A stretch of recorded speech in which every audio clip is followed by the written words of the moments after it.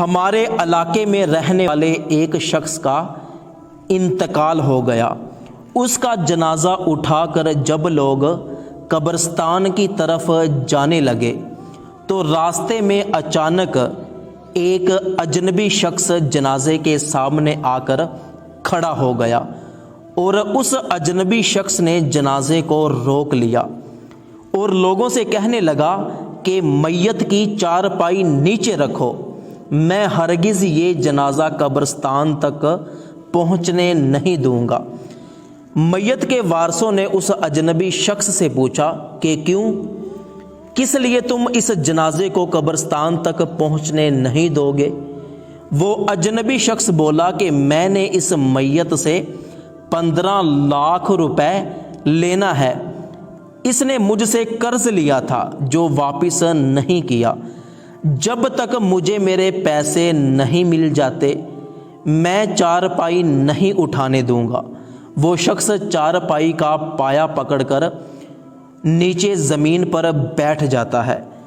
میت کے بیٹوں نے اس شخص سے کہا کہ بھائی، ہمارے باپ نے تمہارے قرض کے بارے میں کبھی بھی ہمیں کچھ بھی نہیں بتایا، تو ہمارے پاس تجھے دینے کے لیے ایک بھی روپے موجود نہیں ہے۔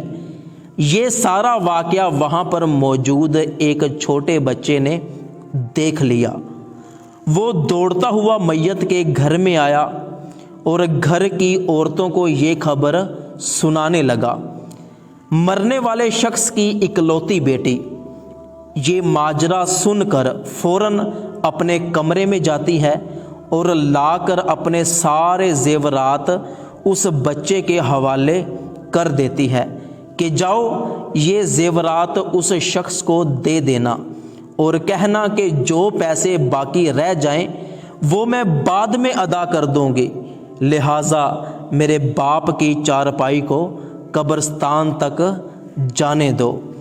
وہ شخص میت کے بھائیوں کے پاس گیا اور جا کر کہنے لگا کہ تم اس مرنے والے کے بھائی ہو، تم اس کا قرض ادا کیوں نہیں کر دیتے؟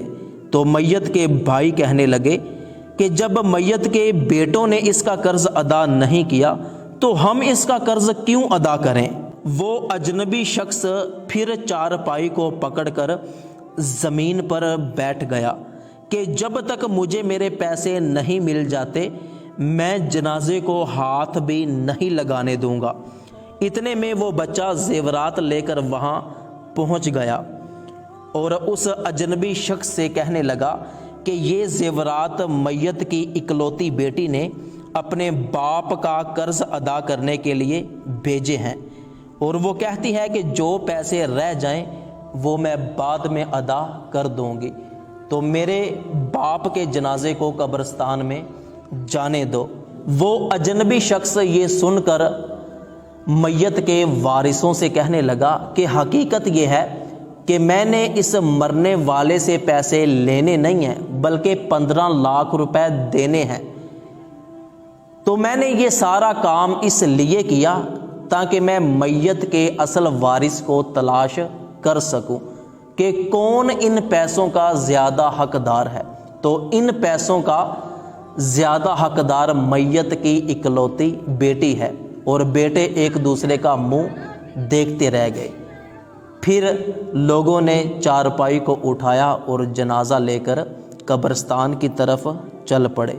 تو دوستو، حقیقت یہ ہے کہ بیٹیاں اللہ پاک کی رحمت ہیں، اتنی قدر بیٹے اپنے والدین کی نہیں کرتے جتنی قدر بیٹیاں اپنے والدین کی کرتی ہیں۔ تو جب بھی گھر میں بیٹی پیدا ہو تو اللہ پاک کا شکر ادا کریں۔ اللہ پاک سے دعا ہے کہ اللہ پاک تمام بیٹیوں کے نصیب اچھے فرمائے۔